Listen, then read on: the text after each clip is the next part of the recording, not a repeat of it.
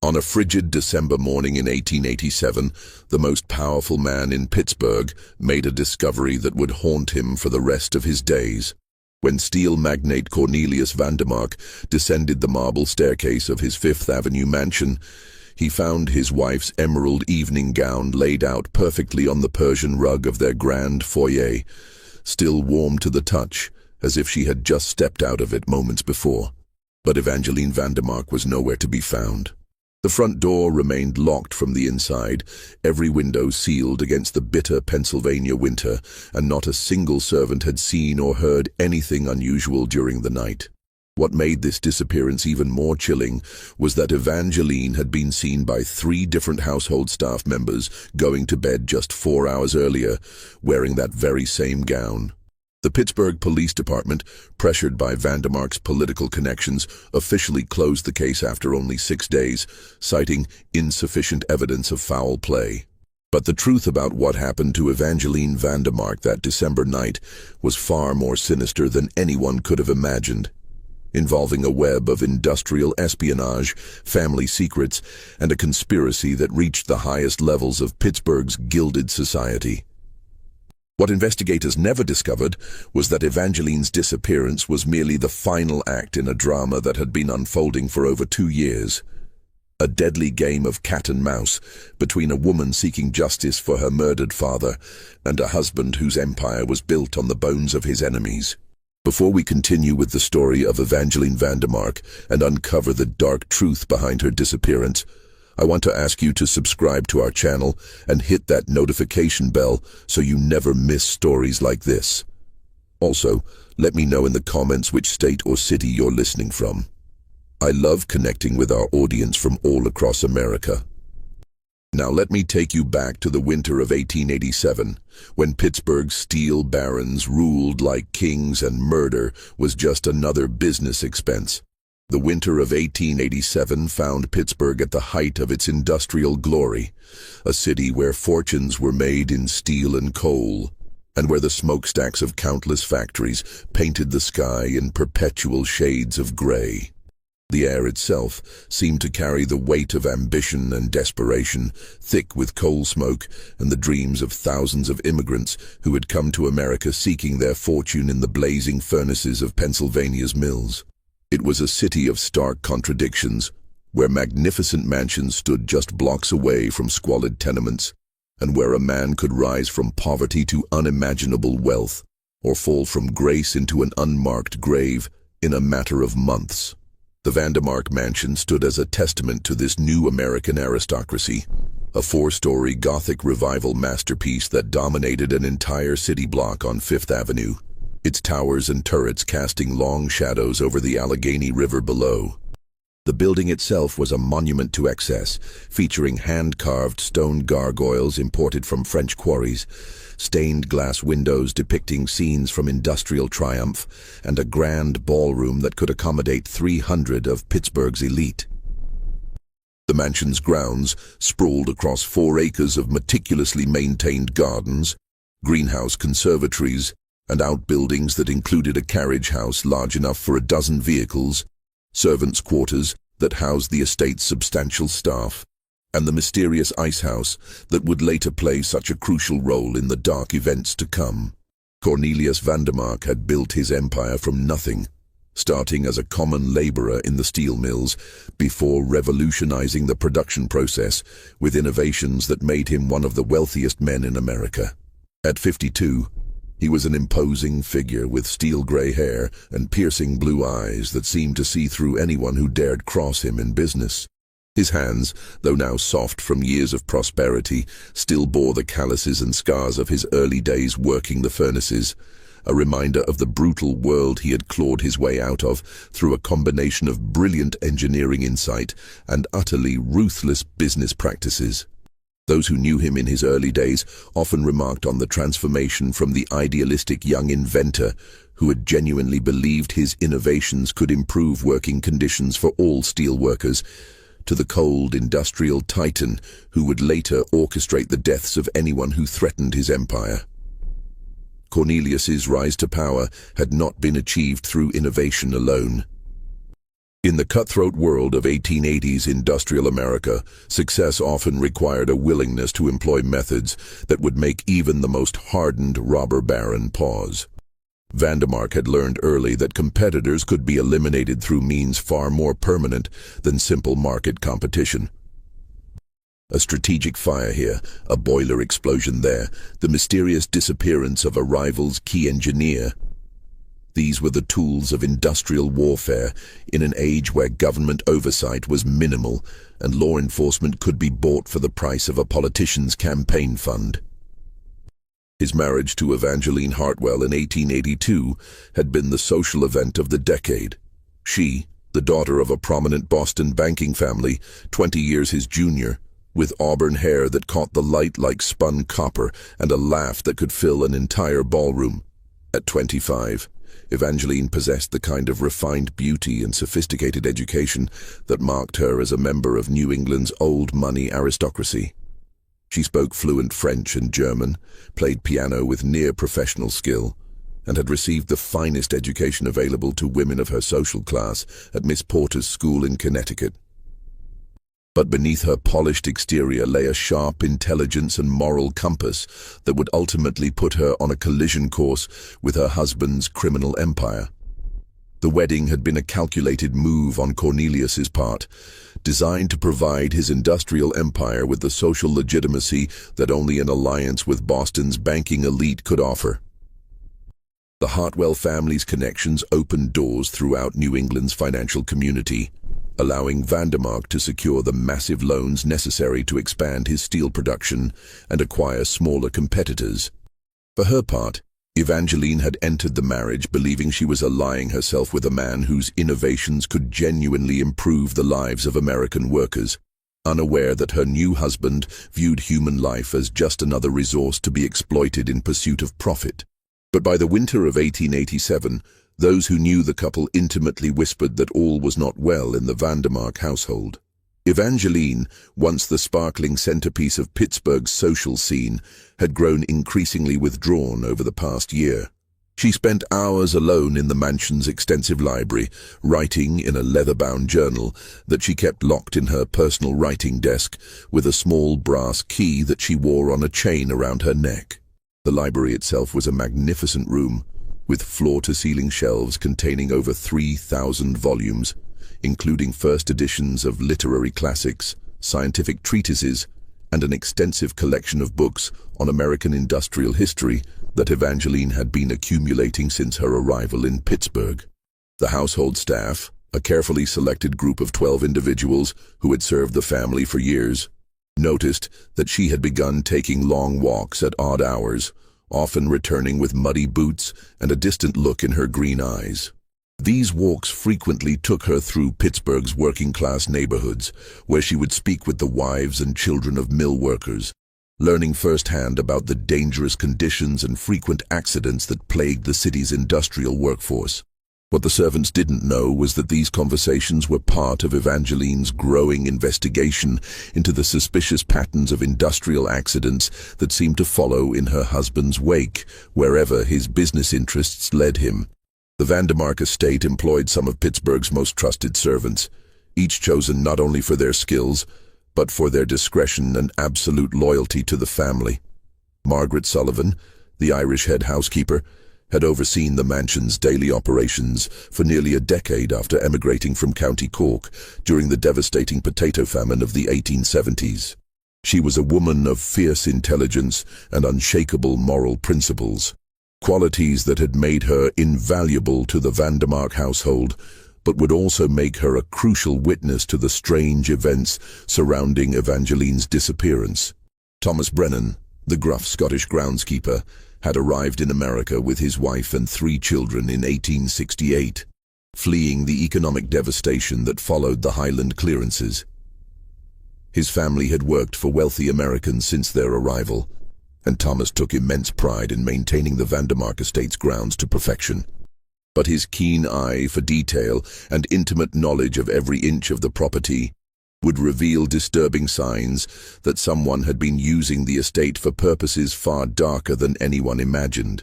Charles Henley served as the mansion's butler, a position that required him to be present for all of the family's social functions and privy to many of their private conversations.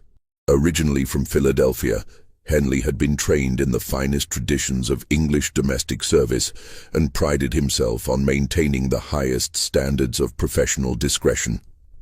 But even his carefully cultivated neutrality would be tested by the increasingly bizarre and frightening events that surrounded Evangeline's final months in the mansion. Dr. Franklin Westbrook had served as the Vandermark family physician for over 5 years, making regular visits to the mansion to attend to both Cornelius and Evangeline's health needs. A graduate of Harvard Medical School and a respected member of Pittsburgh's professional community, Dr. Westbrook had begun to notice troubling changes in Evangeline's behavior and physical condition during the months leading up to her disappearance. His private medical notes, which would later be discovered by investigators, revealed his growing concern about what he euphemistically described as marital difficulties that seemed to be taking an increasingly severe toll on his patient's mental and physical well-being. These were people who prided themselves on discretion and loyalty, making Evangeline's disappearance all the more puzzling to those who knew the rigid hierarchy and watchful eyes that governed every aspect of life in the mansion. The Vandermark household operated with the precision of a fine timepiece, with every servant knowing their exact duties and schedule down to the minute. This rigid order made it virtually impossible for anyone to enter or leave the mansion unnoticed, a fact that would make Evangeline's mysterious disappearance seem all the more supernatural to those who didn't understand the darker forces at work behind the scenes. The city of Pittsburgh itself seemed to hold its breath during that bitter winter of 1887, as if sensing that the forces of change and violence that had shaped its rapid growth were about to claim another victim. The recent Haymarket riot in Chicago had sent shockwaves through America's industrial centers, and Pittsburgh's own labor movements were growing increasingly organized and militant in their demands for safer working conditions and fair wages.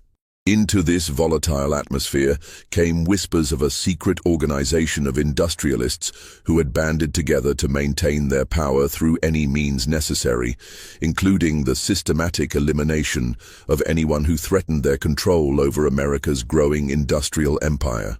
The events of December 12, 1887, began like any other winter evening in the Vandermark household, with the precise routine that had governed daily life in the mansion for over 5 years. Margaret Sullivan would later testify to police that she had served dinner to Mr. and Mrs. Vandermark in the formal dining room at precisely 7 o'clock, as was their custom. The dining room itself was a masterpiece of Victorian excess, featuring a massive mahogany table that could seat 24 guests, illuminated by a crystal chandelier imported from Bohemia, and surrounded by oil paintings depicting scenes of industrial triumph that Cornelius had commissioned from prominent American artists. The meal that evening consisted of roasted pheasant, winter vegetables from the estate's greenhouse, and a bottle of French wine from Cornelius's private cellar, a 1878 Chateau Margaux that had cost more than most Pittsburgh workers earned in a month. Margaret noted that Evangeline seemed unusually quiet during the meal, barely touching her food and responding to her husband's conversation with only brief nods and murmurs. But what struck the housekeeper as most unusual was the way Evangeline kept glancing toward the dining room windows, as if expecting to see someone approaching through the snow-covered grounds. She had the look of a woman who knew something terrible was coming. Margaret would later tell Detective Samuel Crawford, her thick Irish accent heavy with emotion, like she was trying to memorize every detail of the room, as if she knew it might be the last time she'd see it.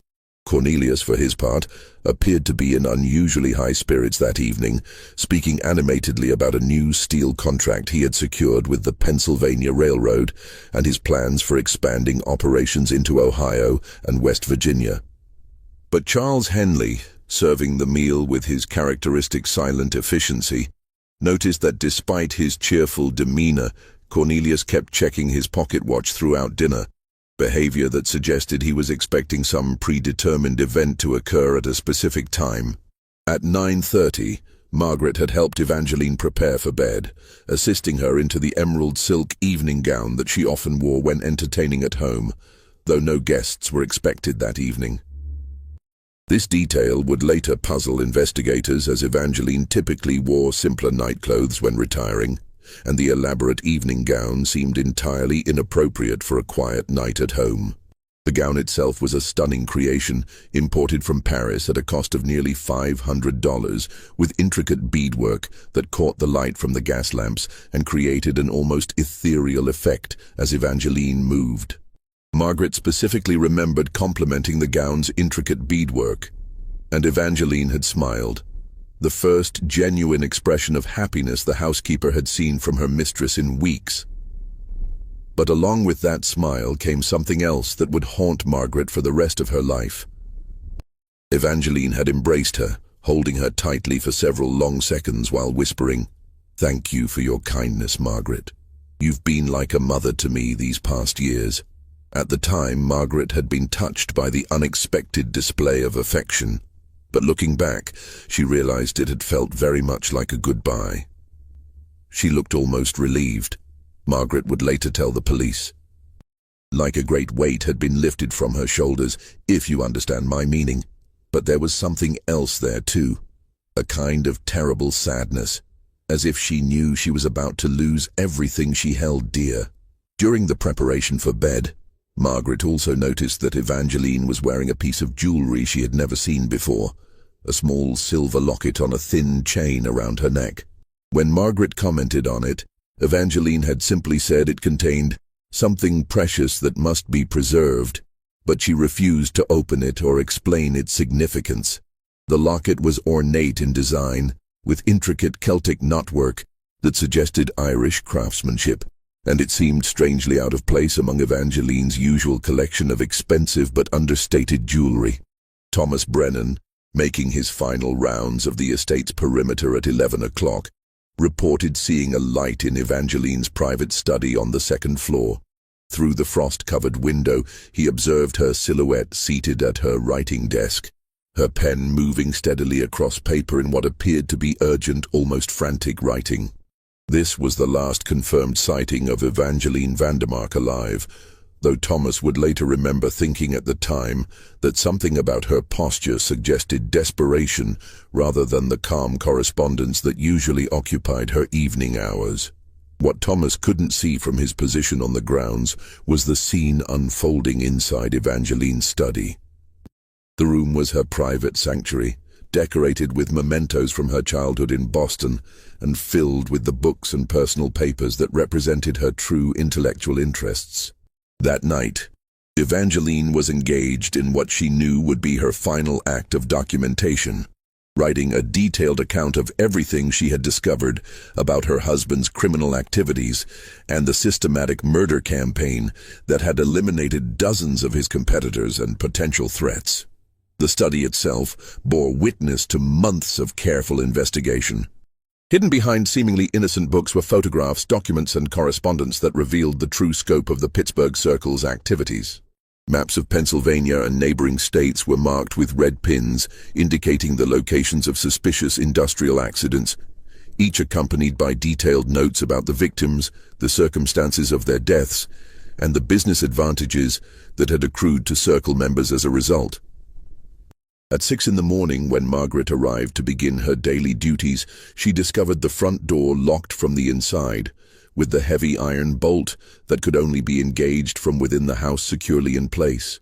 The mansion's 12 windows on the ground floor were all latched shut, their locks showing no signs of tampering. Margaret tested each one personally, as she had been trained to do during her years of service, and found them all secure with no indication that anyone had attempted to force them open from the outside. The second and third floor windows were too high to access without a ladder, and Thomas confirmed that all ladders remained in the carriage house, undisturbed and covered with a thin layer of snow that had fallen during the night. The snow itself told its own story, a perfect blanket of white that showed no footprints or other signs of disturbance around the mansion's perimeter. If someone had left the house during the night, they had done so without touching the ground. But it was the discovery in the foyer that stopped Margaret's heart and sent Charles Henley running to fetch Thomas from the grounds. There, Arranged with almost ceremonial precision on the imported Persian rug lay Evangeline's emerald gown. The fabric was still warm when Margaret touched it, as if Evangeline had only just removed it, and the scent of her signature lavender perfume hung in the cold morning air like the ghost of her presence. The gown appeared to have been removed with great care, lying flat and perfectly arranged as if it were being displayed for viewing. No buttons were torn, no seams were damaged, and the delicate beadwork remained intact. Beside the gown lay a single piece of paper, a page torn from Evangeline's private journal, with only 4 words written in her distinctive handwriting: "The truth must survive." But there were other, more disturbing details that the servants noticed in those first terrifying moments of discovery. The Persian rug beneath the gown showed slight discoloration, as if it had been recently cleaned or treated with some kind of chemical solution. The air in the foyer carried not just the scent of lavender perfume, but also a faint odor that Thomas later described as medicinal, like the stuff they use in hospitals to put people to sleep. Most puzzling of all was the condition of Evangeline's jewelry. Her wedding ring, a massive diamond surrounded by emeralds that was worth more than most people's homes, lay on the marble floor beside the gown. But the small silver locket that Margaret had noticed the night before was nowhere to be found. It was as if whoever had removed Evangeline's gown had specifically taken that one piece of jewelry while leaving behind items of far greater monetary value. When Cornelius was awakened and brought downstairs, his reaction puzzled and disturbed the servants. Rather than the panic or desperation one might expect from a husband discovering his wife missing, he stood in the foyer for several long minutes, staring at the gown with an expression that Margaret later described as more fearful than surprised, as if he'd been expecting something terrible to happen. His face had gone pale, but it was the pallor of a man confronting a long-anticipated crisis rather than the shock of an unexpected tragedy. Even more strange was Cornelius's immediate reaction to the situation. Instead of demanding that the servant search the house or calling for the police, his first action was to send Charles Henley to fetch his private secretary, a nervous man named Arthur Pemberton, who handled Cornelius's most sensitive business correspondence. His second action was to order Margaret to gather all of Evangeline's personal papers and journals from her study, ostensibly to help in the search for clues about her disappearance, but in a manner that seemed more concerned with controlling evidence than finding his missing wife. Dr. Franklin Westbrook arrived at the mansion within an hour of being summoned, but by then, Cornelius had already taken control of the situation in a way that seemed almost rehearsed. The doctor was not asked to examine the scene or offer medical opinions about possible explanations for Evangeline's disappearance. Instead, he was ushered into Cornelius's private office for a conversation that lasted nearly 30 minutes and from which he emerged looking deeply troubled and refusing to speak to anyone else about what had been discussed. The most chilling detail of all was discovered by Thomas Brennan during his careful examination of the mansion's exterior. While the snow around the house showed no signs of footprints, he found something far more disturbing near the entrance to the old ice house. There, partially hidden beneath a thin layer of fresh snow, were dark stains on the ground that looked suspiciously like blood. When Thomas attempted to investigate further, he was ordered away from the area by Cornelius himself, who claimed that the ice house was structurally unsafe and off-limits to all household staff. The official investigation into Evangeline Vandermark's disappearance lasted exactly 6 days, a remarkably brief period for a case involving one of Pittsburgh's most prominent families. Detective Samuel Crawford, a 20-year veteran of the Pittsburgh Police Department, was assigned to the case, but found his efforts hampered at every turn by what he would later describe in his private notes as interference from parties unknown. Crawford was an honest cop, in a city where honesty was often a luxury that law enforcement couldn't afford, and his dedication to uncovering the truth would ultimately cost him far more than his career. Crawford had built his reputation on meticulous investigation and an almost supernatural ability to uncover evidence that others missed. A tall, lean man with prematurely gray hair and penetrating dark eyes, he had solved some of Pittsburgh's most challenging cases through sheer persistence and an unwillingness to accept convenient explanations that didn't fit the facts. But the Vandermark case would test every skill he had developed over 2 decades of police work, presenting him with a mystery that seemed to defy logical explanation, while simultaneously revealing a conspiracy so vast and well-protected that even acknowledging its existence put his life in danger. Crawford's initial interviews with the household staff revealed several disturbing details that never made it into the official police report. Margaret Sullivan confided that in the weeks leading up to her disappearance, Evangeline had been receiving mysterious visitors, well-dressed men who arrived after dark and departed before dawn, entering through the mansion's service entrance to avoid being seen by neighbors or the main household staff. These meetings always took place in Evangeline's private study, and Margaret noted that after each visit, her mistress appeared increasingly agitated and fearful. The housekeeper's description of these nocturnal visitors was troubling in its specificity. They were always impeccably dressed in expensive suits and overcoats, spoke with educated accents that suggested upper-class backgrounds, and carried themselves with the confidence of men accustomed to wielding power. But what Margaret found most unsettling was their eyes. Cold, calculating gazes that seemed to take in every detail of their surroundings as if assessing potential threats or escape routes. More troubling still was Thomas Brennan's observation that someone had been regularly visiting the estate's old ice house, a stone structure built into the hillside behind the mansion. The ice house hadn't been used for its original purpose in years, as the Vandermarks had installed one of the city's first electric refrigeration systems in 1885. The structure itself was an impressive feat of engineering, built into the natural slope of the hill, with walls 3 feet thick and a complex system of drainage channels designed to keep the interior dry and cool year-round. Brennan had noticed fresh footprints in the snow leading to and from the ice house on multiple occasions throughout November and early December, always the prints of a woman's small boots that matched those found in Evangeline's closet. But more disturbing than the footprints themselves was their pattern. They suggested that someone had been making regular visits to the ice house, always at night and always alone. On several occasions, Thomas had seen a faint light glowing from within the structure, as if someone were using a lantern or candle to illuminate the interior.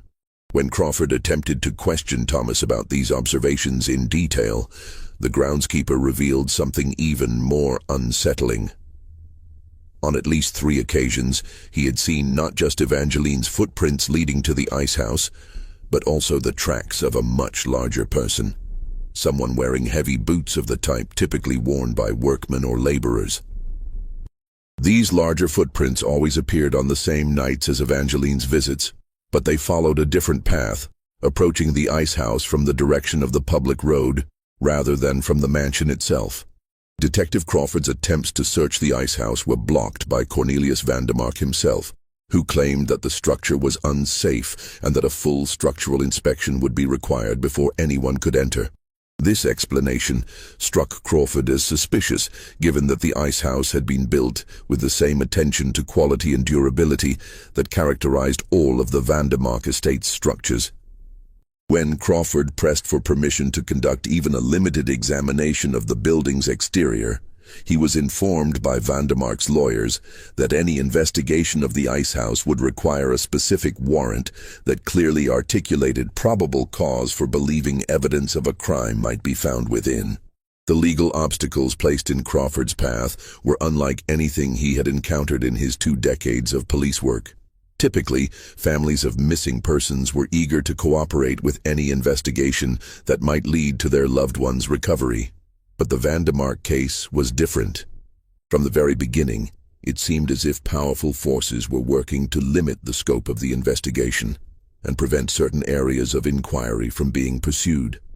When Crawford returned 3 days later with the necessary permits and warrants, he found that the ice house had been sealed with fresh mortar, and Vandermark's lawyers argued that the detective's warrant was no longer valid due to substantial modifications to the structure.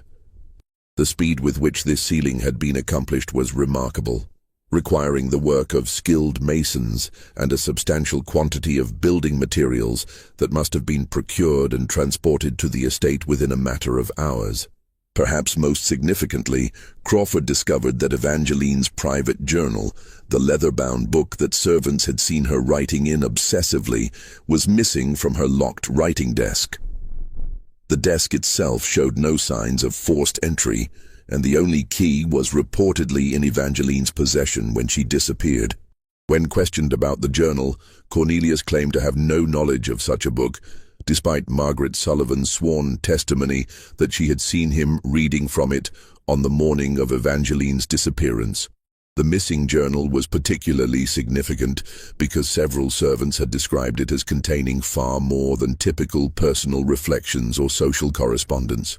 Margaret Sullivan reported that Evangeline had been working on what appeared to be a systematic documentation of some kind, filling page after page with detailed notes, sketches, and what looked like business correspondence. The journal had been thick enough to contain several hundred pages, and Evangeline had been writing in it daily for at least 6 months before her disappearance. Crawford's investigation took on a new dimension when he began to explore Evangeline's background and family history. The Hartwell banking family, once prominent figures in New England society, had apparently suffered a series of financial disasters in recent years that had reduced them from wealth and influence to near poverty in less than 5 years. What made this decline particularly suspicious was its speed and the specific nature of the financial instruments that had caused their ruin.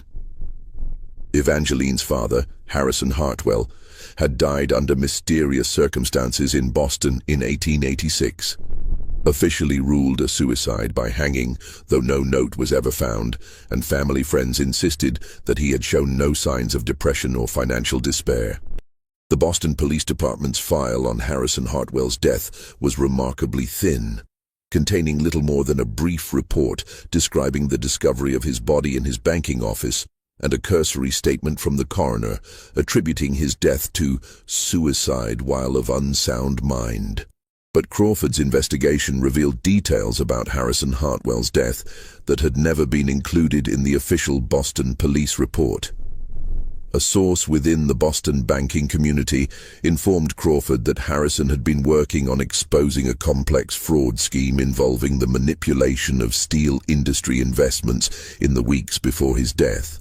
This scheme allegedly involved a consortium of Pittsburgh industrialists who were using inside information about planned industrial accidents to manipulate steel prices and acquire competitors' assets at drastically reduced values.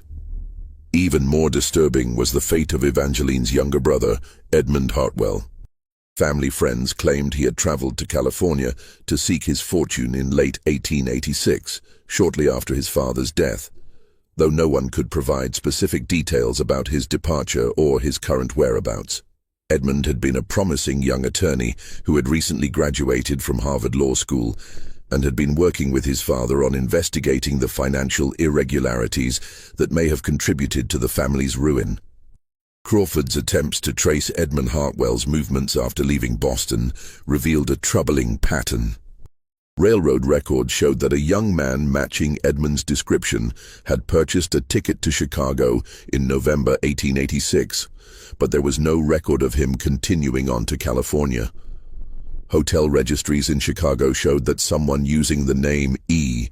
Harrison had stayed at several different establishments during the winter of 1886 to 1887, always paying in cash and never remaining in one place for more than a few days. The detectives' investigation into the Hartwell family's financial ruin revealed a complex web of manipulated investments, fraudulent loans, and coordinated attacks on their business interests that bore all the hallmarks of a systematic campaign of destruction.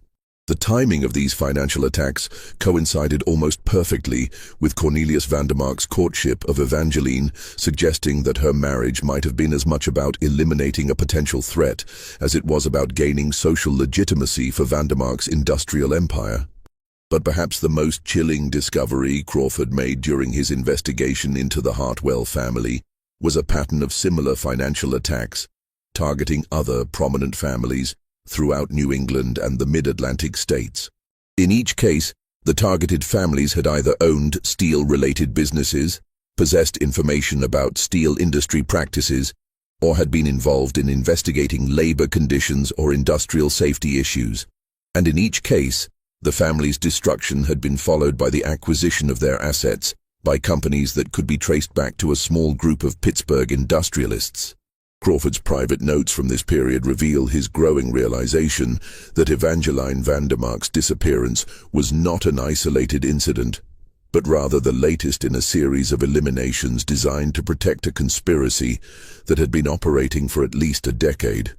His investigation had uncovered evidence of what appeared to be a secret organization of industrial leaders who had systematically murdered their way to dominance of America's steel industry, leaving behind a trail of convenient accidents, suicides, and disappearances that had never been connected by law enforcement agencies operating in different jurisdictions. The scope of this conspiracy was staggering in its ambition and ruthlessness.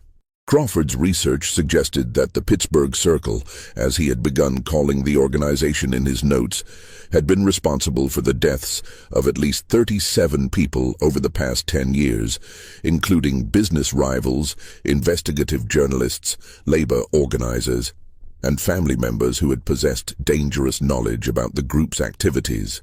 The methods employed ranged from staged industrial accidents and building fires to apparent suicides and mysterious disappearances that left no trace of the victims.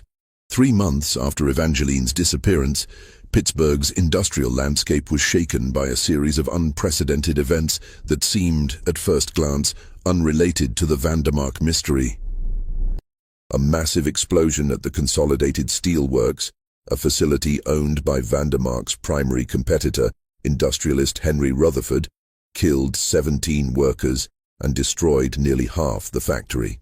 The explosion occurred at 3:17 a.m. on a bitter March morning, when only a skeleton crew of maintenance workers should have been present.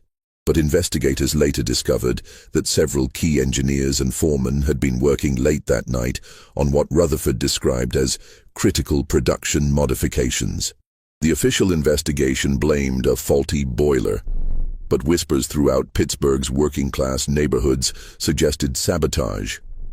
The pattern of destruction was unlike anything seen in previous industrial accidents, with the explosion appearing to have originated from multiple points simultaneously rather than from a single mechanical failure. More troubling still was the discovery that several of the factory's safety systems had been deliberately disabled in the hours before the explosion, though this information was quickly suppressed by both company officials and local authorities. What made this tragedy particularly relevant to Evangeline's case was a discovery made by one of the surviving workers, an Irish immigrant named Patrick O'Connell. O'Connell had been working as a night watchman at the Consolidated Steel Works for over 3 years, and his duties included regular patrols of the entire facility to check for signs of fire, intruders, or mechanical problems. On the night of the explosion, he had noticed several unusual details that he later reported to Detective Crawford in secret. While helping to clear debris from the explosion site, O'Connell found a partially burned leather satchel hidden beneath a collapsed section of the factory's office building. The satchel contained documents that appeared to detail the structural weaknesses of several Pittsburgh steel mills, including precise engineering drawings and what looked like schedules for planned accidents. Most shocking of all, the handwriting on several of these documents was distinctly feminine, written in the same elegant script that Margaret Sullivan recognized from Evangeline's correspondence. The documents in the satchel represented months or even years of careful study and preparation. They included detailed floor plans of multiple industrial facilities throughout Pittsburgh and the surrounding region, annotated with notes about security procedures, shift schedules, and optimal timing for various types of sabotage. Some of the plans were accompanied by photographs that appeared to have been taken covertly from within the facilities, showing specific equipment and structural elements that would later be identified as the sources of accidental explosions or fires. O'Connell, perhaps naively, brought these documents to Detective Crawford, who by this time had been quietly continuing his investigation into Evangeline's disappearance, despite official orders to close the case.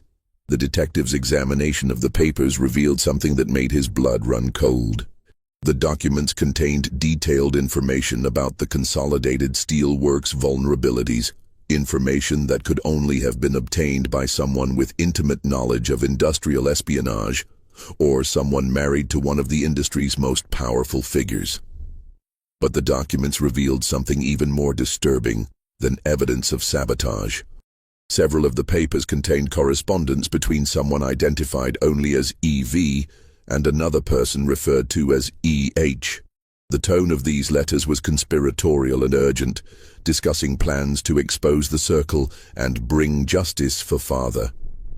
The handwriting of the EV correspondent matched samples of Evangeline's writing that Crawford had obtained from the Vandermark household, while the EH letters were written in a masculine hand that suggested they came from someone with legal or academic training. More disturbing still was Crawford's discovery that the explosion at Consolidated Steelworks was not an isolated incident. Over the past 18 months, 7 different steel mills, coal mines, and manufacturing facilities throughout Pennsylvania had suffered mysterious accidents, fires, or explosions. In each case, the damaged facility was either owned by one of Cornelius Vandermark's competitors or had been targeted for acquisition by Vandermark's rapidly expanding business empire. The pattern of these incidents was so consistent that Crawford began to suspect they were part of a coordinated campaign of industrial terrorism designed to eliminate competition and terrorize potential rivals into submission. The timing of the incidents was particularly revealing, as they always occurred during periods when the targeted companies were experiencing financial difficulties or were involved in labor disputes that made them vulnerable to acquisition by larger competitors. Crawford's investigation into these patterns led him to a shocking revelation about the true scope of the Pittsburgh Circle's activities.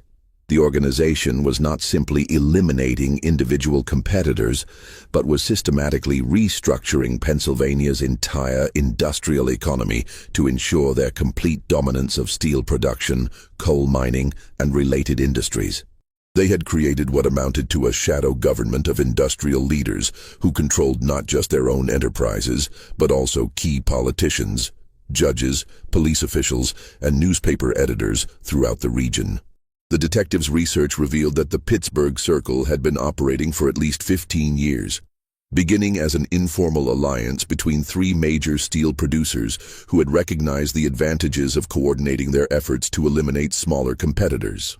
Over time, the organization had grown to include coal mine owners, railroad executives, banking officials, and even prominent lawyers and politicians who provided legal protection and political cover for the group's increasingly violent activities.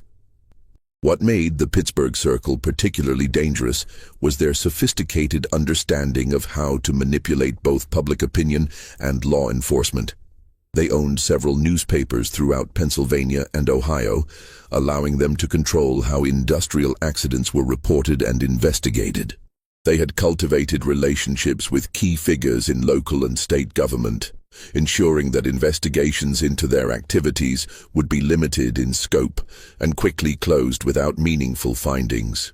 Most importantly, they had developed a network of operatives, former soldiers, private detectives, and hired killers who could carry out their orders while leaving no traceable connections to the Circle's leadership. Crawford's investigation into Evangeline's family history revealed that her father, Harrison Hartwell, had stumbled upon evidence of the Pittsburgh Circle's activities while investigating irregularities in steel industry investments for his Boston banking clients. Harrison had been preparing to expose the conspiracy when he was murdered in his office, with his death staged to look like suicide. The same fate had apparently been planned for Edmund Hartwell, but the young attorney had managed to escape Boston before the Circle's operatives could eliminate him. The detective's private notes from this period reveal his growing understanding that Evangeline had somehow learned about her family's true fate and had been conducting her own investigation into the Pittsburgh Circle from within her marriage to one of its founding members. The mysterious late-night visitors to the Vandermark mansion were likely co-conspirators in this investigation, possibly including her brother Edmund, who may have been working with a small group of reformist journalists and honest law enforcement officials to gather evidence against the conspiracy. But Crawford's most chilling discovery came when he traced the ownership records of several properties that had been purchased by shell companies connected to Vandermark's business interests. One of these properties was a remote farmhouse in Westmoreland County, about 30 miles southeast of Pittsburgh. The property had been purchased in 1886, shortly after Evangeline's marriage to Cornelius began showing signs of strain, and had been maintained as a private retreat away from the scrutiny of Pittsburgh's social elite. When Crawford discreetly visited the property in late April 1888, he found signs of recent habitation that suggested someone had been living there intermittently over the past several months. The farmhouse was modest but comfortable, furnished with the kind of simple elegance that suggested it was intended as a refuge rather than a primary residence. But what struck the detective as most significant was the obvious care that had been taken to make the property defensible. Heavy shutters on all windows, reinforced doors, and what appeared to be hidden passages connecting different rooms of the house. In the house's small study, Crawford discovered what appeared to have been the operational center for an extensive investigation into the Pittsburgh Circle's activities. The walls were covered with maps of Pennsylvania showing the locations of industrial accidents, newspaper clippings detailing unexplained explosions and fires, and detailed family trees connecting Pittsburgh's industrial elite. Most damning of all was a large chart that Crawford later described as a spider's web of corruption, showing how Vandermark's empire had grown through the systematic destruction of his competitors. The study also contained an extensive collection of photographs, documents, and correspondence that provided overwhelming evidence of the Pittsburgh Circle's criminal activities. There were detailed financial records showing how the organization had manipulated steel prices through coordinated production shutdowns and artificial scarcity. There were copies of correspondence between Circle members discussing specific targets for elimination and the methods to be employed. Most disturbing of all were photographs of several Circle meetings, apparently taken covertly, that showed Cornelius Vandermark and other prominent industrialists planning what could only be described as acts of terrorism against their competitors. But the farmhouse held an even more disturbing secret. In the cellar, hidden behind a false wall that Crawford discovered purely by accident when he noticed inconsistencies in the room's dimensions, was a small chamber containing dozens of additional photographs and documents. These materials provided evidence that the Pittsburgh Circle's activities extended far beyond industrial sabotage into political assassination, judicial corruption, and the systematic elimination of journalists and labor leaders who threatened their interests. Among these photographs was one that made Crawford's hands shake as he held it. The image showed the interior of the Consolidated Steelworks boiler room, with specific structural points marked in red ink and notes written in Evangeline's handwriting describing optimal placement for maximum impact. The date on the photograph was November 15, 1887, less than a month before Evangeline's disappearance and nearly 4 months before the explosion that killed 17 workers. The implications of this photograph were staggering. It suggested that Evangeline had not only discovered the Pittsburgh Circle's plans for the Consolidated Steelworks attack, but had actually participated in its planning and execution. But Crawford's careful examination of the other documents in the hidden chamber revealed a more complex and tragic truth. Evangeline had indeed been involved in planning the explosion, but not as a willing participant in the Pittsburgh Circle's campaign of terror. Additional correspondence found in the chamber revealed that Evangeline had been coerced into providing intelligence about competitor facilities under threat of harm to her missing brother Edmund.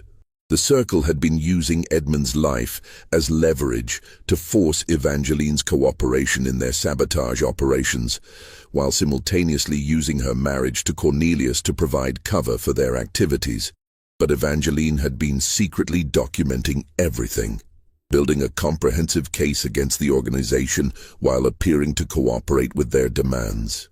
Crawford's investigation took an even darker turn when he discovered correspondence between Evangeline and a man identified only as E.H., initials that matched those of her supposedly missing brother, Edmund Hartwell. These letters, hidden in a hollowed-out book in the farmhouse library, revealed that Edmund was very much alive, but living under an assumed identity, while helping his sister gather evidence against the Pittsburgh Circle. The letters detailed a complex plan to expose the conspiracy while ensuring the safety of both siblings and other potential witnesses. But the final letter in the collection, dated December 10, 1887, just 2 days before Evangeline's disappearance, contained a message that chilled Crawford to the bone. E. Our father's death was not suicide. C knows we have discovered the truth about the Circle. They plan to eliminate both of us within days. I have hidden copies of all evidence in multiple locations.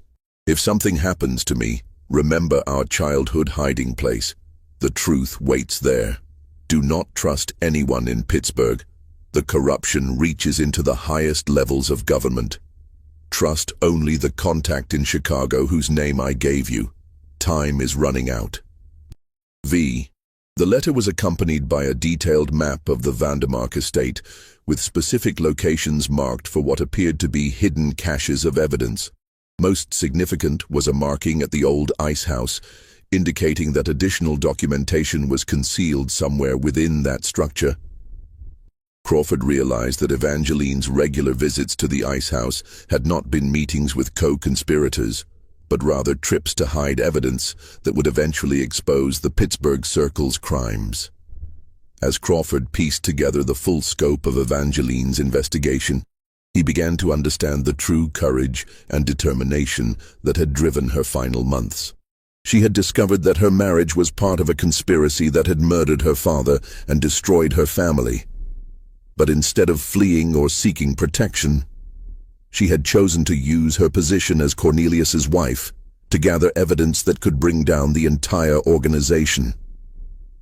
She had been playing an incredibly dangerous game, appearing to cooperate with the Circle's demands, while secretly documenting their crimes and planning their ultimate exposure.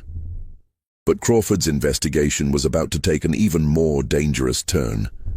As he prepared to retrieve the evidence hidden in the Vandermark estate's ice house, he began to notice signs that his own activities were being monitored. Strange men appeared outside his boarding house at odd hours. His mail seemed to have been opened and resealed.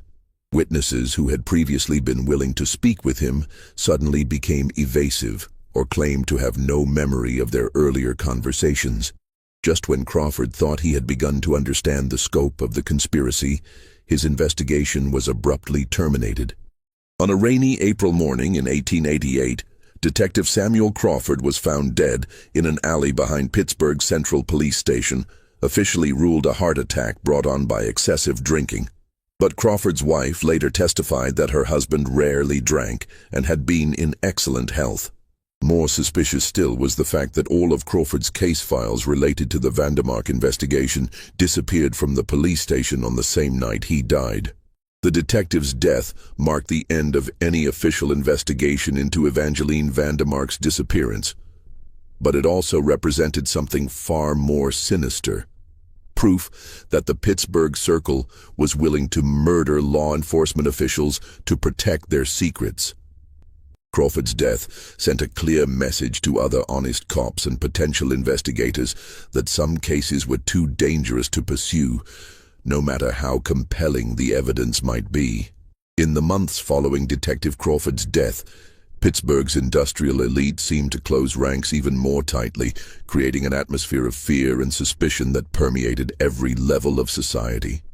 Workers in the steel mills whispered about mysterious accidents that claimed the lives of anyone who spoke too openly about safety violations or labor organizing.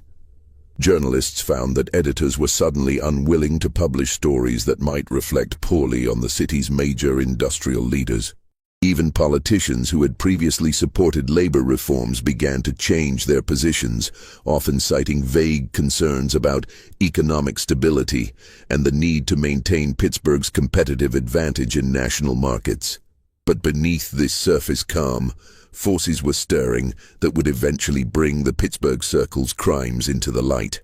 The detectives' investigation, though officially terminated, had created ripples that extended far beyond Pittsburgh's borders. Crawford had corresponded with law enforcement officials in other cities, sharing information about industrial accidents and mysterious disappearances that seemed to follow similar patterns. These contacts had begun their own quiet investigations, carefully avoiding the mistakes that had cost Crawford his life. In Boston, Police Captain William O'Brien had become intrigued by Crawford's inquiries about the Hartwell family's destruction and Harrison Hartwell's alleged suicide. O'Brien was a 25-year veteran of the Boston Police Department who had always been troubled by the cursory nature of the investigation into Harrison's death. The banker had been found hanging in his office with no suicide note and no apparent motive for taking his own life. Yet the case had been closed within days, despite numerous inconsistencies in the physical evidence.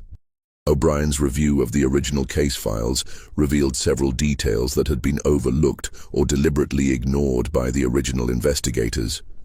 Harrison Hartwell's office had shown signs of a struggle, with furniture overturned and papers scattered across the floor. Yet this had been dismissed as the result of the suicide victim's final moments of desperation. More troubling was the testimony of a night watchman who claimed to have seen 3 well-dressed men leaving the building around the time Harrison's body was discovered, but whose statement had never been included in the official police report. The Boston police captain's investigation led him to attempt contact with Edmund Hartwell, who had supposedly traveled to California, but whose actual whereabouts remained unknown. O'Brien's inquiries through Western law enforcement agencies produced no trace of anyone matching Edmund's description arriving in California during the relevant time period. But they did reveal something even more intriguing. Reports of a young attorney using various aliases who had been asking questions about industrial corruption and financial manipulation in several major cities throughout the Midwest. Meanwhile, in Chicago, investigative journalist Michael Flanagan had become interested in Crawford's research into the patterns of industrial accidents throughout Pennsylvania. Flanagan worked for the Chicago Tribune and had built a reputation for exposing corporate corruption and political graft that extended throughout the Midwest's rapidly growing industrial centers. His own investigation into steel industry practices had revealed disturbing patterns that seemed to confirm Crawford's suspicions about coordinated sabotage and market manipulation. Flanagan's research had uncovered evidence of similar conspiracies operating in other industrial centers throughout the country. In Cleveland, a group of steel and shipping magnates appeared to be using methods remarkably similar to those employed by the Pittsburgh Circle. In Detroit, the emerging automobile industry showed signs of manipulation by a coalition of industrialists who seemed to coordinate their activities through secret meetings and coded correspondence. The pattern suggested that the Pittsburgh Circle was not an isolated phenomenon, but rather part of a larger network of criminal organizations that were systematically taking control of America's industrial economy. But Flanagan's most significant discovery came when he managed to make contact with the mysterious E.H., who had been corresponding with Evangeline Vandermark. Through a complex series of intermediaries and coded messages, Flanagan arranged a clandestine meeting with Edmund Hartwell, who was indeed alive and living under an assumed identity in Chicago. What Edmund revealed during that meeting would fundamentally change Flanagan's understanding of the scope and danger of the conspiracy they were attempting to expose. Edmund had been living in constant fear for his life since fleeing Boston after his father's murder. He had changed his identity multiple times, never staying in one place for more than a few weeks, and had been forced to abandon any hope of practicing law or maintaining normal social relationships. But throughout his exile, he had continued the investigation that had cost his father his life, gathering evidence about the Pittsburgh Circle and similar organizations operating throughout the country. What Edmund had discovered was far more terrifying than even Crawford had suspected. The Pittsburgh Circle was indeed part of a larger network, but the scope of this network extended into the highest levels of American business and government. Members of the conspiracy included not just industrial leaders, but also bankers, railroad executives, newspaper publishers, judges, senators, and even cabinet members in the federal government. They had created what amounted to a shadow government that controlled key aspects of American economic policy and used systematic violence to eliminate anyone who threatened their power.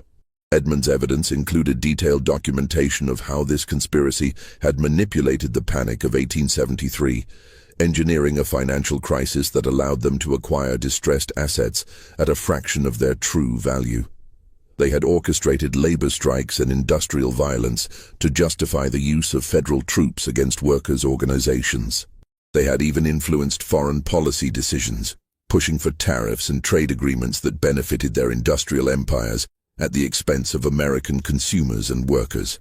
But perhaps most shocking of all was Edmund's revelation about his sister's fate. Evangeline had not simply disappeared on December 12, 1887. She had been murdered by Cornelius Vandermark himself, with the assistance of other Circle members, after she threatened to expose their crimes to federal authorities. But before her death, she had managed to hide comprehensive evidence of the conspiracy in multiple locations, creating what Edmund described as an insurance policy that would ensure their crimes would eventually be exposed, even if both siblings were eliminated. The evidence that Evangeline had gathered included not just documentation of specific crimes, but also detailed information about the conspiracy's organizational structure, financial operations, and future plans. She had photographed secret meetings, copied confidential correspondence, and even recorded conversations using one of the new phonograph devices that were becoming available to wealthy consumers. Most importantly, she had identified other victims of the conspiracy who might be willing to testify if they could be assured of protection from retaliation. Edmund's meeting with Flanagan took place in an abandoned warehouse on Chicago's South Side, chosen specifically because it offered multiple escape routes and could be observed for signs of surveillance. The young attorney had become expert at such precautions during his months of exile, but even his careful preparations could not entirely eliminate the risks involved in exposing such a powerful and ruthless organization. During their conversation, Edmund revealed that he and Evangeline had developed an elaborate plan to bring down the Pittsburgh Circle by simultaneously releasing evidence to law enforcement agencies, newspapers, and political leaders in multiple cities. They had recognized that the conspiracy's power was based largely on their ability to control information and eliminate threats before they could gain public attention. By coordinating a simultaneous release of evidence in dozens of locations, they hoped to prevent the conspiracy from suppressing the revelations or eliminating all the witnesses. But their plan had been discovered before it could be implemented. Cornelius had somehow learned about Evangeline's activities and had confronted her on the night of December 12th. What followed was not the civilized discussion that Evangeline had hoped for, but rather a brutal confrontation that ended with her murder and the systematic destruction of most of the evidence she had gathered.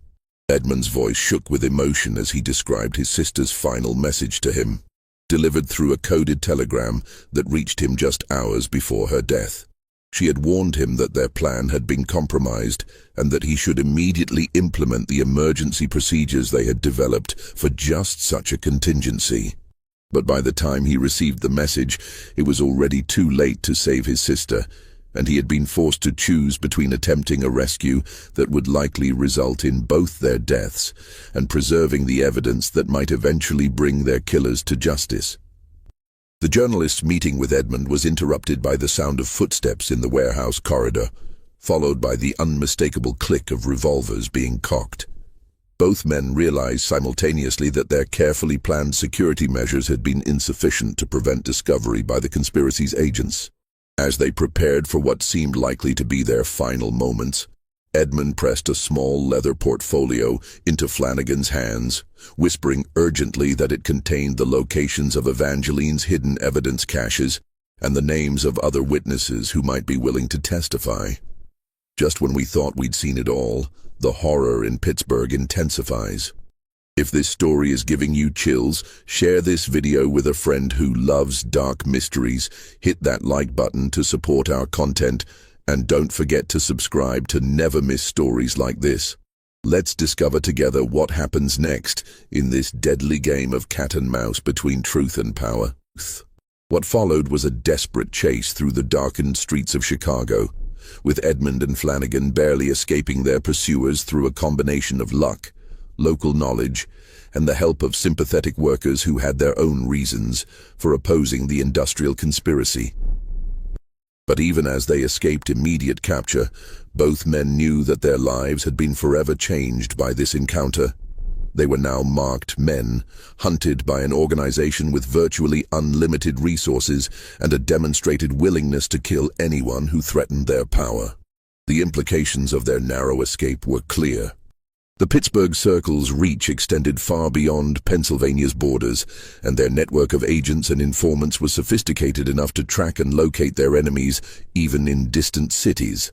Edmund realized that his months of careful hiding had provided only temporary safety, and that his sister's death had marked the beginning of a new phase in the conspiracy's efforts to eliminate all traces of their crimes. Flanagan, for his part, understood that he now possessed information that could either expose one of the most powerful criminal organizations in American history or cost him his life if he handled it incorrectly.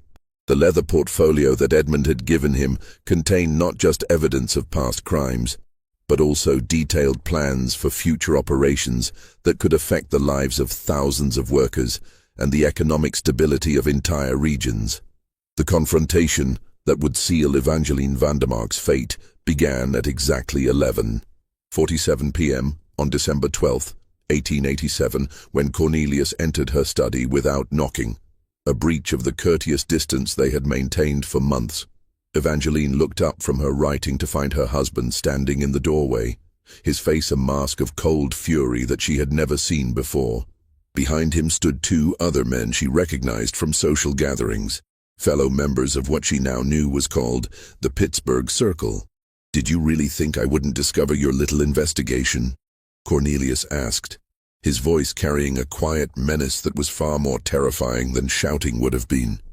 In his hand, he held copies of the photographs she had taken, the documents she had stolen, and most damning of all, the correspondence with her brother Edmund. "You've been very clever, my dear wife, but not clever enough." What followed was a final desperate gambit as Evangeline realized that her months of careful planning had been discovered. She had prepared for this moment, knowing that her evidence was safely hidden and that Edmund would continue their work, even if she didn't survive. But knowing and facing the reality were two different things entirely. The truth about Evangeline Vandermark's fate would remain hidden for over 3 decades, sealed behind brick and mortar in the darkness of her own home. It would take an unexpected discovery in 1921 to finally bring the dark secrets of Pittsburgh's industrial elite back into the light. A revelation that came not through the efforts of law enforcement or investigative journalism, but through the simple act of renovation that would transform one of Pittsburgh's most infamous buildings. The years between 1888 and 1921 passed like a heavy silence over Pittsburgh's industrial district. The Pittsburgh Circle continued their operations with even greater secrecy, their power consolidated by the elimination of their most dangerous threats. Cornelius Vandermark grew wealthier and more influential, eventually serving on the boards of major banks and railroad companies throughout the Northeast. To all outward appearances, he was the picture of industrial success, a self-made man who had built an empire through innovation and determination. But those closest to him noticed changes. Servants whispered that he had grown cold and paranoid, installing new locks and security measures throughout the mansion. He never remarried, claiming that the loss of his beloved Evangeline had broken his heart. The irony of this public grief, performed for a woman he had murdered, was perhaps the cruelest aspect of his deception. During renovation of the old Vandermark mansion in 1921, which had been sold following Cornelius's death in 1903 and had served various purposes, including a private club for steel executives, construction workers discovered a sealed chamber behind the library's oak paneling. The discovery was made purely by accident when workers noticed that the library's dimensions didn't match the external measurements of the building. Inside this hidden room, they found what appeared to be Evangeline's complete archive of evidence against her husband and his associates.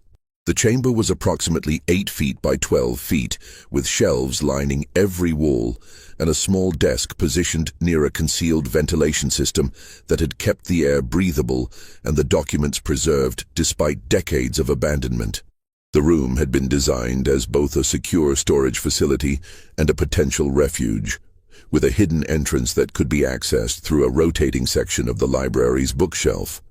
The chamber contained over 200 documents, photographs, and personal correspondence that painted a horrifying picture of systematic murder disguised as industrial accidents.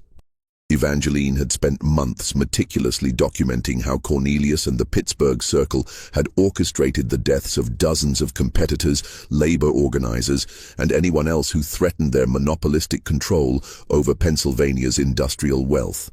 The documentation was so comprehensive and detailed that it would have been sufficient to secure criminal convictions against dozens of prominent figures if it had been discovered during their lifetimes. Among the most damning evidence were detailed financial records showing how Circle members had profited from advanced knowledge of planned accidents at competitor facilities. The documents revealed a sophisticated system of insider trading that allowed Circle members to short-sell stocks in companies just before those companies suffered mysterious explosions or fires. The profits from these trades were then used to fund the organization's operational expenses, including payments to corrupt officials and the salaries of the operatives who carried out their violent schemes. The archive also contained photographic evidence of Circle meetings, apparently taken by Evangeline using a concealed camera during social gatherings at the Vandermark mansion. These images showed prominent Pittsburgh industrialists, political leaders, and law enforcement officials planning specific acts of sabotage and discussing the elimination of individuals who posed threats to their organization. The clarity and detail of these photographs made it impossible to dismiss them as forgeries or misinterpretations. But the most shocking discovery was Evangeline's final journal entry, written on December 12, 1887, the night of her disappearance. The journal was bound in red leather and filled with Evangeline's careful handwriting, documenting her growing understanding of her husband's crimes and her determination to bring him to justice regardless of the personal cost. The final entry was written in an obviously shaking hand, suggesting that Evangeline was composing it under extreme stress or fear. In it, she described how she had confronted Cornelius with her evidence earlier that evening, demanding that he cease his murderous activities and make amends to the families of his victims. She had believed, perhaps naively, that her husband retained enough humanity to be horrified by the revelation of what his ambition had cost in human lives. Instead, Cornelius's response had been swift and brutal, revealing a coldness that she had never suspected despite their years of marriage. "He told me that I had served my purpose," Evangeline wrote in her shaking handwriting, "that my family's destruction had been merely the first step in demonstrating the consequences of opposing him. He said that my marriage had been nothing more than a business transaction, a way to gain legitimacy in Boston's financial circles while destroying potential rivals. But now," he said, "I had become a liability that could no longer be tolerated." The journal revealed that Cornelius had given Evangeline a choice that was no choice at all: disappear quietly and live in exile under a new identity, accepting the deaths of her father and the destruction of her family as the price of her own survival, or face the same fate as the dozens of other victims of the Pittsburgh Circle.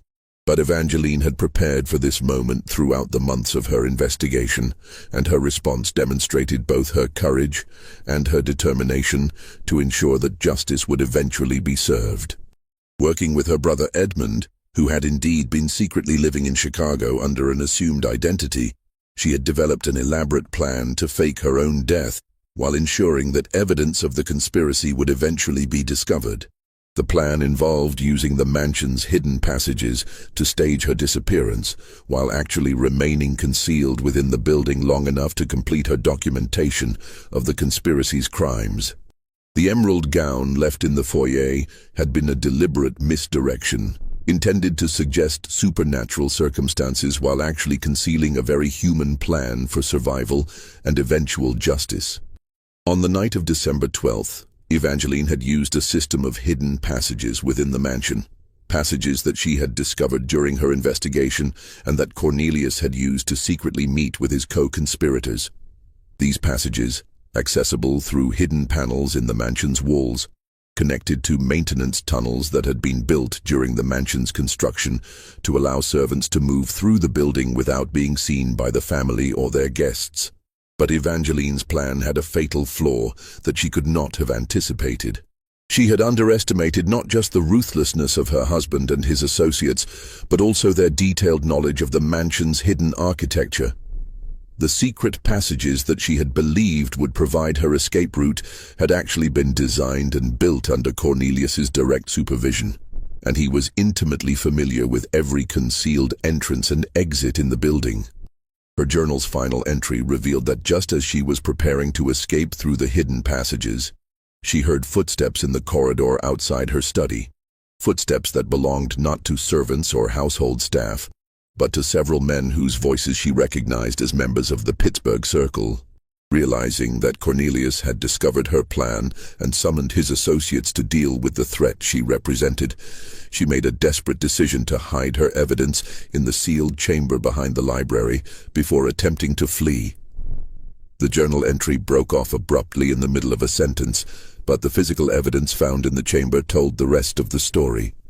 Evangeline had managed to seal herself inside the hidden room with her archive of evidence, apparently hoping that she could wait out the immediate danger and escape later when the mansion was less heavily guarded.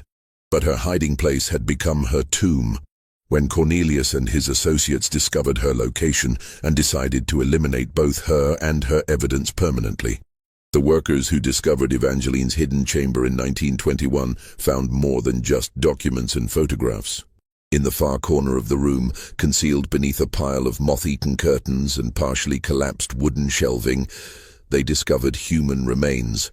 The skeletal remains of a woman, still wearing fragments of an emerald silk gown and jewelry that matched descriptions of Evangeline's personal effects. A locket found with the remains contained a photograph of Harrison Hartwell and an inscription that read, "To my beloved daughter Evangeline, may you always fight for justice, no matter the cost. Father." 1882. The discovery of this locket confirmed that the remains were indeed those of Evangeline Vandermark, and provided heartbreaking evidence of the connection between her investigation and her determination to avenge her father's murder.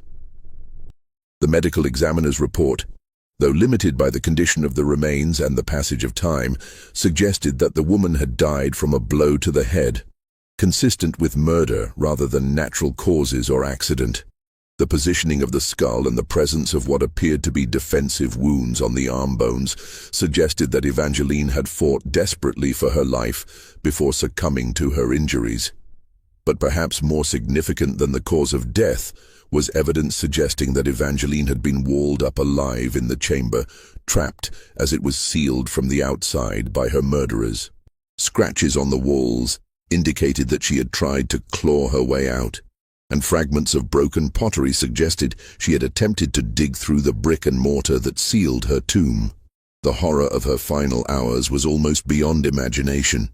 Trapped in darkness, slowly dying while surrounded by the evidence that she had hoped would bring her killers to justice.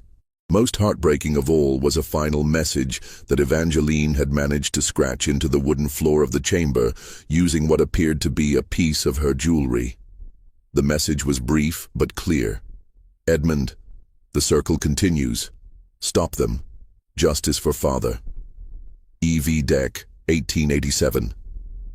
The discovery of this message provided final proof that Evangeline had maintained her determination to expose the conspiracy even in her final moments, using her last breath to ensure that her brother would continue the fight for justice that had cost her everything.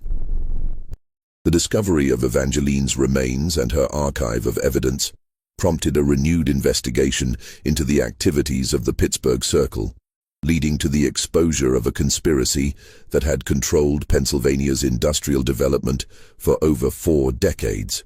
The investigation was led not by local law enforcement, which remained compromised by political corruption, but by federal agents working under the direction of Attorney General Harry Daugherty, who recognized that the scope of the conspiracy required federal intervention. The documents found in Evangeline's hidden chamber implicated dozens of prominent families in systematic murder, fraud, and industrial espionage. The evidence was so comprehensive and damning that it could not be suppressed or dismissed, despite the enormous political and economic influence wielded by the conspiracy's surviving members. Several of these families were still powerful figures in American business and politics as late as the 1920s, and their exposure created a scandal that reverberated throughout the highest levels of American society. The federal investigation revealed that the Pittsburgh Circle had been responsible for the deaths of at least 93 people over a period of 30 years, including business rivals, labor organizers, investigative journalists, honest politicians, law enforcement officials, and family members who had possessed dangerous knowledge about the group's activities. The methods employed ranged from staged industrial accidents and building fires to apparent suicides, mysterious illnesses, and outright assassinations that were made to look like robberies or random violence. The conspiracy's influence had extended far beyond Pennsylvania's borders, with similar organizations operating in most major industrial centers throughout the United States. The federal investigation uncovered evidence of coordination between these groups, suggesting that they had formed a nationwide network of criminal organizations that had systematically corrupted American industrial development for decades. The scope of their influence was staggering, affecting everything from labor relations and industrial safety standards to foreign trade policy and federal legislation. Edmund Hartwell, now living under the name Edward Harrison in Los Angeles, was contacted by federal investigators and confirmed many of the details found in his sister's archive. He revealed that he and Evangeline had been working with a small group of reformist journalists and honest law enforcement officials to expose the Pittsburgh Circle's activities, but that one by one, their allies had met with mysterious accidents or simply disappeared, leaving the siblings to continue their dangerous investigation alone. Evangeline knew she was walking into a trap that night, Edmund told investigators in 1921, his voice still heavy with emotion after 3 decades of exile and fear. But she believed that her evidence would eventually be found and that justice would be served, even if it took decades. She was willing to sacrifice herself to ensure that the truth would survive and that our father's death would not be in vain. Edmund's testimony provided crucial corroboration for the evidence found in the hidden chamber, and his detailed knowledge of the conspiracy's operations allowed federal investigators to identify other victims and uncover additional evidence that had been hidden in locations throughout Pennsylvania and neighboring states. His survival had been made possible only by his decision to abandon his legal career and assume a completely new identity, living in constant fear while slowly building a new life far from the reach of his sister's killers. The federal investigation also revealed the fate of Detective Samuel Crawford, whose death in 1888 had effectively ended the original investigation into Evangeline's disappearance. Crawford had indeed been murdered by Circle operatives, poisoned with a substance that mimicked the effects of heart failure, while leaving no obvious traces of foul play. His case files had been destroyed not just to eliminate evidence of the conspiracy, but also to prevent other honest cops from continuing his investigation.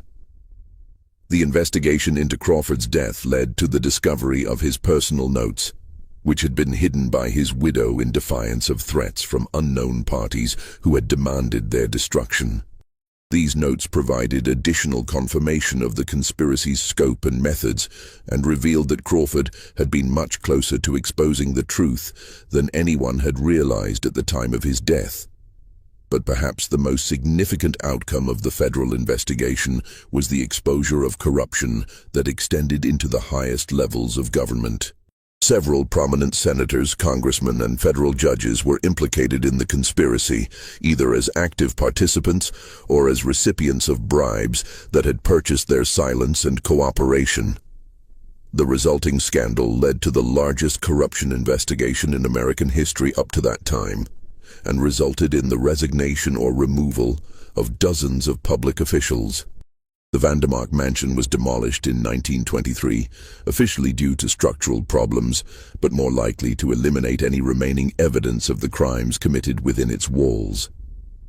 The site was eventually converted into a small park with a modest memorial honoring the victims of industrial violence during Pittsburgh's early industrial period.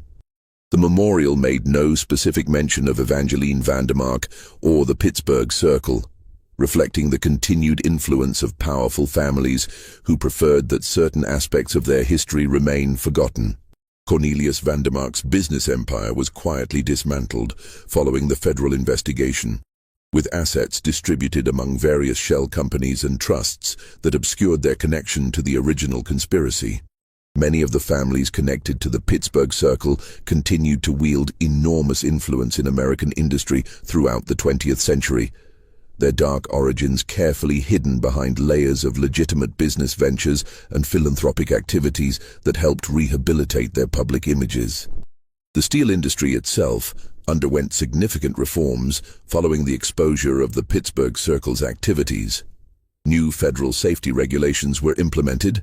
Labor unions gained legal protections that had been denied for decades, and oversight mechanisms were established to prevent the kind of systematic violence and corruption that had characterized the industry's early development.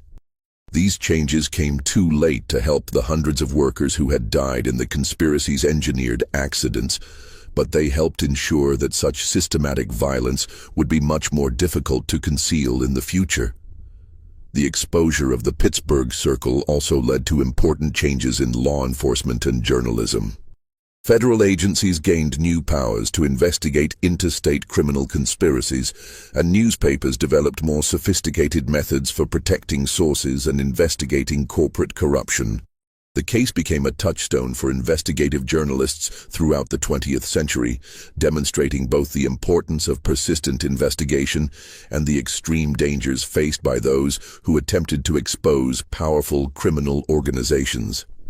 But Evangeline's sacrifice was not entirely in vain. The partial exposure of the Pittsburgh Circle's activities led to increased oversight of industrial safety and labor practices throughout Pennsylvania and neighboring states. Labor organizations, armed with evidence of systematic violence against workers, were able to push through important safety regulations and worker protection laws that saved countless lives in the decades that followed. The conspiracy's methods of manipulation and violence became much more difficult to employ as public awareness grew and oversight mechanisms were strengthened. The evidence that Evangeline had risked everything to preserve also inspired a new generation of reformers and investigative journalists who continued the fight for industrial justice throughout the early 20th century. Her determination to document the truth, even at the cost of her own life, became a powerful symbol of the individual courage required to confront institutional corruption and violence. The story of Evangeline Vandermark also highlighted the particular vulnerabilities faced by women who attempted to challenge powerful male-dominated institutions during the late 19th century. Her ability to gather evidence about the Pittsburgh Circle was largely dependent on her access to her husband's business affairs, access that could be revoked at any moment, and that placed her in constant danger of discovery and retaliation. Her courage in using that privileged position to expose crimes, rather than simply enjoying the benefits of wealth and status, demonstrated a moral commitment that transcended the conventional expectations of her social class and gender. This mystery shows us how power and greed can corrupt even the most intimate relationships, transforming marriage from a partnership based on love and trust into a weapon for manipulation and control. Evangeline Vandermark disappeared into the darkness of that December night in 1887, but her determination to reveal the truth ultimately outlived her murderers and brought a measure of justice to their victims, even if that justice came 3 decades too late. The case also demonstrates how individual acts of courage can have consequences that extend far beyond their immediate context. Evangeline's investigation, conducted in secret and at enormous personal risk, provided the foundation for reforms that affected the lives of thousands of workers and helped establish precedents for federal oversight of corporate crime that continue to influence American law enforcement today. Perhaps most importantly, Evangeline's story serves as a reminder that the pursuit of justice often requires ordinary people to make extraordinary sacrifices in the face of overwhelming power and institutionalized corruption. Her willingness to risk everything to expose the truth about her husband's crimes, even knowing that discovery would likely cost her life, represents the kind of moral courage that has driven progress throughout American history. The mystery of Evangeline Vandermark's disappearance was ultimately solved not through brilliant detective work or advanced forensic science, but through the simple passage of time and the inevitable decay of the physical structures that had concealed the truth. Her voice, silenced by violence in 1887, finally spoke again in 1921, ensuring that her sacrifice would not be forgotten and that the victims of the Pittsburgh Circle would receive the justice that had been denied them for over 3 decades. What do you think of this story? Do you believe everything was revealed, or do you think there are still secrets hidden in the shadows of America's industrial past? Could similar conspiracies exist today, using modern technology and global reach to eliminate threats and manipulate markets? Leave your comment below and share your thoughts about the Pittsburgh Circle and whether such organized corporate violence could still be operating in our contemporary world. If you enjoyed this tale and want more horror stories like this, subscribe, hit the notification bell, and share with someone who loves mysteries that blur the line between historical fact and terrifying possibility. See you in the next video.